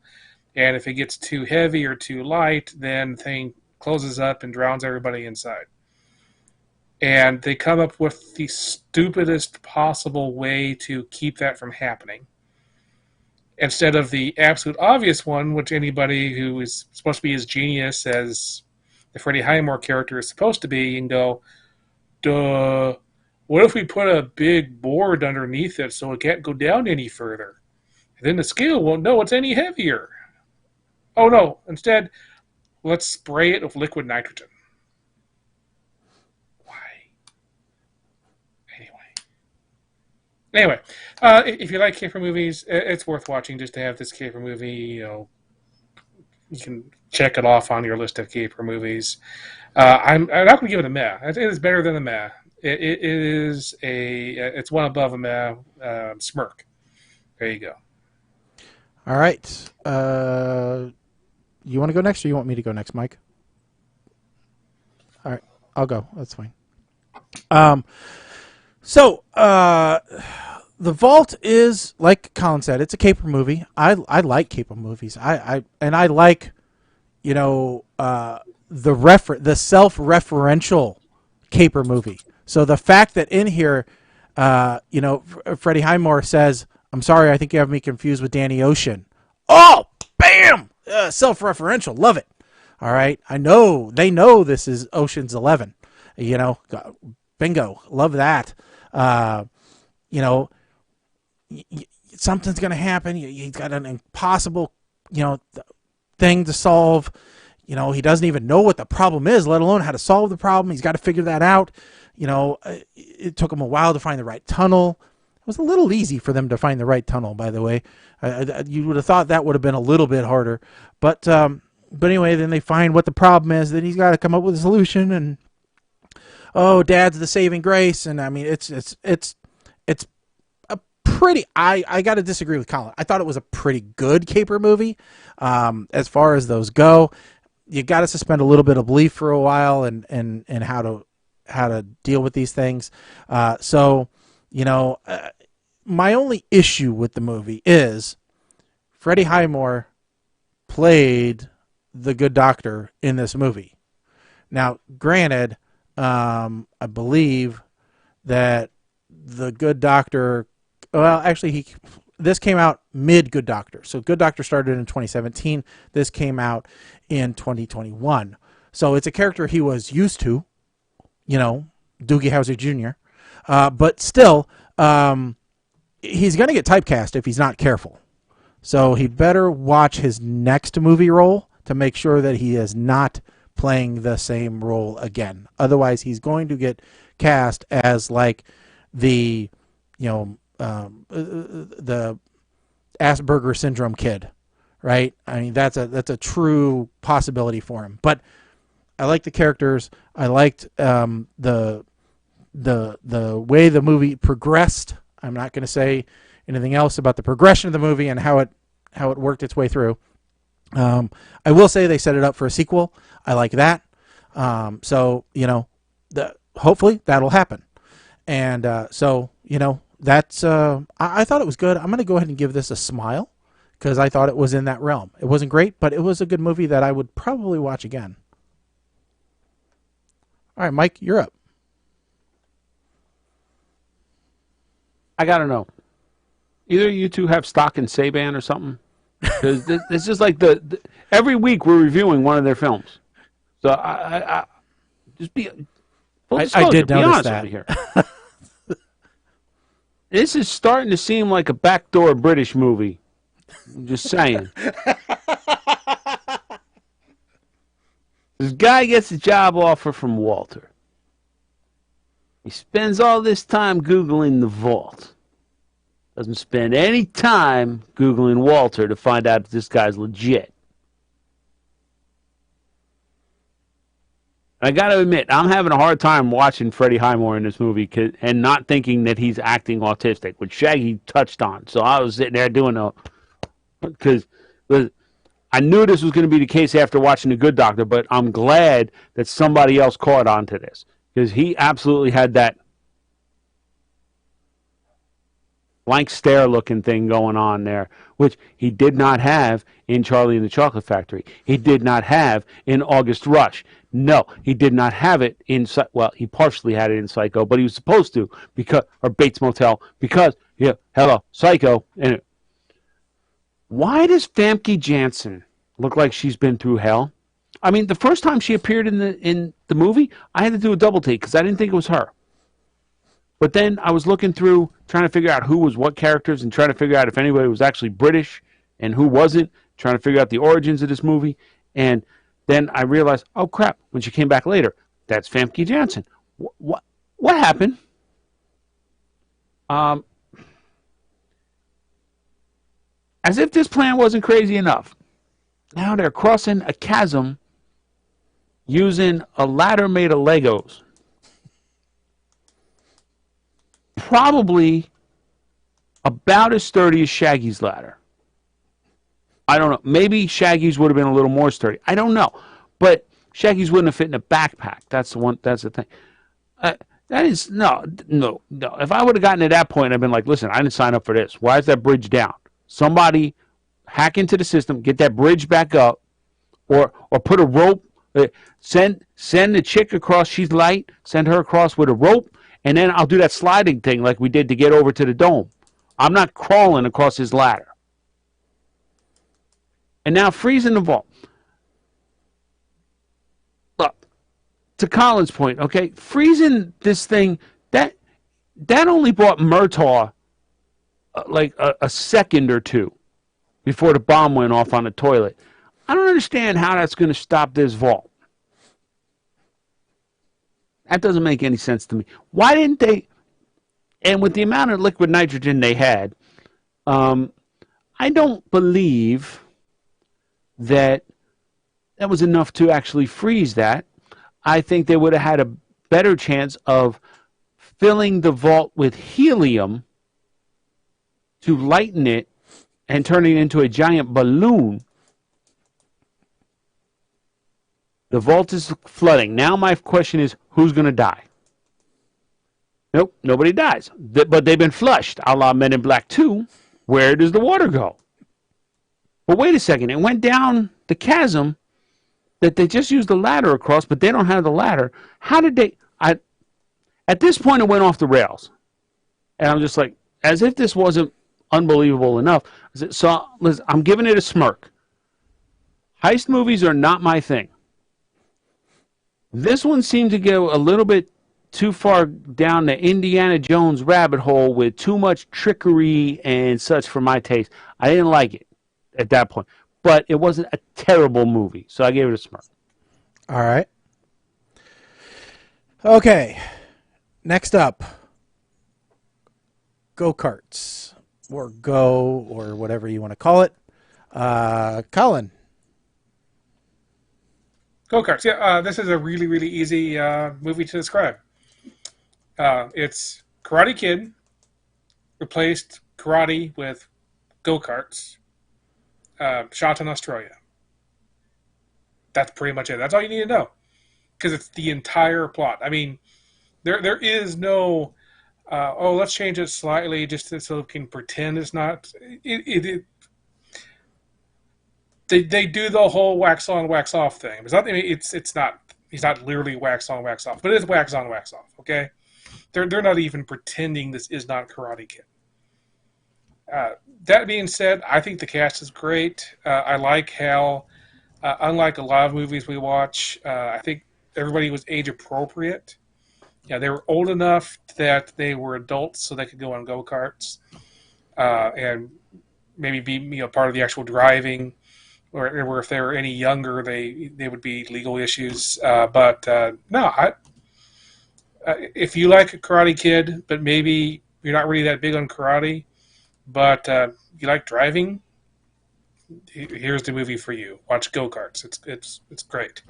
I will say the actual racing parts of it were a little underdone. I think they had budget issues. I believe this was like partial. I think they didn't have that much money for this, so some of the actual racing seemed a bit constrained, and There's a really, really terrible plot point to get them into the final race that doesn't make any sense whatsoever. But and for basically those two reasons, this movie is not a Schneikes. But it's just below. All right. What? All right. So, completely agree with Colin. As far as this being Karate Kid on carts, right? So, the moment that the guy broke out the helmet with a stick and a paintbrush on it, you knew where the show was going, right? The first task of wetting down the track, all right, you didn't know where that was headed. But the moment there is a weird contraption to paint the shed, all right, now you know there's sand de floor, all right, and paint defense. Right? Literally, it was paint defense, all right. Now, and you didn't even need the coach to tell you why he had him do those exercises, because unlike Daniel LaRusso, an idiot could figure out what those tasks were meant to teach him. All right, so super transparent as to what those things were supposed to do, except for the wetting the track. That one I couldn't quite figure out until he actually spelled it out. All right. But it made sense once he said it. I just think they didn't have anything else to figure out the arms thing. Right. So typical. Now I will say that part was Karate Kid. All right. The part about rich kid versus poor kid, tough side versus not, that Karate Kid for sure. But they did change a few things. One, they added another sub down on his luck character who needed to be able to stand up to the bad guys. So augmentation there. They also added in a interfamily issue. All right. So that added another layer of complexity there. So they tried to separate themselves away from Karate Kid in places where they could, but understanding that the points of Karate Kid that they needed to do to get the storytelling done, they had to retain. So I understand that. I think if you take the combination of Days of Thunder and Karate Kid, with, I don't know what other show you got to throw in there, but there's a third one in there somewhere. Throw it in a blender, chop it up, throw it on a pizza shell, and throw it in the oven. There you go. Now you got go-karts. Like Colin said, all the actors did a good job. The grumpy coach did a good job. I was pretty happy about it all. So again, like Colin said, it was a good movie. I think it was well acted, well portrayed. I don't know what the budget was, but it seems like they used it well. I could have done with a little bit more racing time, but understood. The MacGuffin of getting them into the finals was a little bit clumsy, I'll admit. 100% were there. I'm going to give this one a smile as well. I will not give it anything higher than that, simply because they did have that big, problem there 3/4 of the way through. But everything else I thought was pretty good for the show. So, all right. Mike. Hold on. So, Colin, you gave this not a Schneikes, one below a Schneikes. So you gave this an oh my god, what the fuck barbecue. Oh no, that's one below that. One below that. Okay, I think it's the SEG. SED Grin. Yep. Okay. All right. I want to be clear about this because I'm still kind of in shock, but okay. All right, then Mike. Y'all are lucky this is Australian and not British. Boy, the mood I'm in, because I watched this one right after Election Day in New Jersey. If this was British, I'd have been shopping for a new monitor because I'd have just been, y'all, Jesus, I'm throwing this. The opening, like everybody else has pointed out, looks like this is going to be Karate Kid meets BMX Bandits meets a movie called Supercross. The house they're moving into in the very beginning I'm just going to tell you right now. That house would be $400,000 sold as is in New Jersey with property taxes of $8,000 a year. And isn't this the actress that was in Bedazzled with Brendan Fraser? He was like the love interest. The movie with Brendan Fraser and the other brunette actress who had somewhat of a career. The kid wants to get the attention of the cop. Froze. Oh, you're coming back up. You're live again. I'm back now? Okay. Why not just go talk to the cop? Instead of the whole driving, breaking the law kind of thing. Dramatic wreck. What happens now? Did he finish in third? Did he cross the line in third? Oh, God, he crossed the line in fourth. Wait a minute. Oh, God. Now he's not going to make it. What happens now? He's going to turn into an a-hole, sore loser, of course, and piss off everybody. Yeah. So now we're Karate Kid part 3? Or Terry Silver? Yeah, part 3. Okay, so he beat his dad in the video game, and now the memory is gone. So it's kind of like when the answering machine loses power and you lose that final message from someone special. Now, at that point, I actually felt sad for the kid. I really did. MacGuffin, Red Matter. They got disqualified. Of course, he wins everything, and everything winds up being bright and shiny. Look, despite being very unrealistic as far as the actual karting is concerned, remember, I'm the race fan here. I watch NASCAR, and karting is actually like AAA to NASCAR racing. I'm going to give this a meh. Because if you're looking for an after-school special type movie about racing, this is it. Otherwise, pass. Unless you just want something in the background to as background noise while you're doing something, and you don't want to pay attention to it. I mean, All right. I'm going to ask you a question here, Mike. Go ahead. You got 2 movies to choose from. Six Pack or this? Six Pack. Okay. There is no question about that one. Six Pack. I'm just asking. Brewster Baker? Of course. Is that available streaming? Because, damn it, I will pull a veto and say, look, we're watching Red Notice and Six Pack next week. Seriously. I have it. No, but you know the rules. It's got to be available. Yeah, I know the rules. I don't think it's available anywhere. For those that don't know, we're talking about a 1982 comedy starring none other than Kenny Rogers and Anthony Michael Hall. Diane Lane. Anthony Michael Hall. Buddy Baker. That's all the names that I know. Tom Abernathy. Somebody knows that name. Roy Tatum. Chuck Woolery is in it.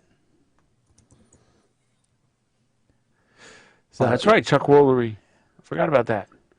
Yep. Aaron Gray is in it. Yep. I mean, this is... Yeah, I don't think it's available anywhere for streaming. If it was, okay. Oh, is it available on YouTube? Somebody has it available on YouTube. How is it available? It's available on YouTube. 80s, 90s movies. Is it? I found it on YouTube as well. It's probably like it's running fast and. No, I don't think it is. It's standard def. It's iHeart the 80s. It sounds like it's running fast. What is it? Okay. I didn't play the... So, weird. All right. Well, we'll have to... Nope, I found it on YouTube. And it's not playing fast. Okay. Here. All right. we'll Shaggy, have I to- need you to verify this for me. Colin, I need you guys to give me a second and third opinion, because I'm not going to subject you to crap. Well, we don't care. We're not going to watch whatever it is on YouTube. I'm just saying, No, but does it really meet our rules? If we can find anything we want on YouTube somewhere, then just listen to it and tell me. here. Jump to like a minute 24 when there's when the theme music. Okay, minute. How does that sound? Sound good? it's not running as fast as the first one was. That's for sure. Okay. Yeah. Okay. So it's available on YouTube. All right, we can make it. We can do it. I haven't seen it in years. Colin, have you ever watched Six Pack? I have no idea. I probably have, but I can tell you your parents will love it. It is almost family friendly. So we can put that out there. Okay, so the two movies are Red Notice and Six Pack. We don't even have to run the random number generator. Red Notice. We don't even have to delete anything off of our sheet either. Our list, yeah. So Red Notice is available on Netflix for those that are interested, and evidently you can find Six Pack on YouTube. So that really wraps it up for this show, and we want to thank everybody for tuning in and playing along with our home game. Don't forget that we only grow the show by you telling people about it. So don't forget to tell folks to subscribe on social media at PTR Radio on Facebook, Twitter, Twitch, Instagram, wherever you think we might be. We probably are there. Also, Mike is extremely excited about something. I was, but until I read that it's sold out already. Reese's debuted a 3.25 pound Reese cup, 9-inch Reese cup for Thanksgiving. So it's a pie. They only made 3,000 of them, and they sold out in under 2 minutes. That's worse than a bag of crap. So we'll be back in 2 weeks. That's right. 2 weeks puts us at November 29th. We'll be back on the air 6 p.m. to 8 p.m. Central. That's 7 we'll to have 9 Thanksgiving Eastern. stories. Yes, we will have Thanksgiving stories. And who knows? Maybe I'll break a leg by then.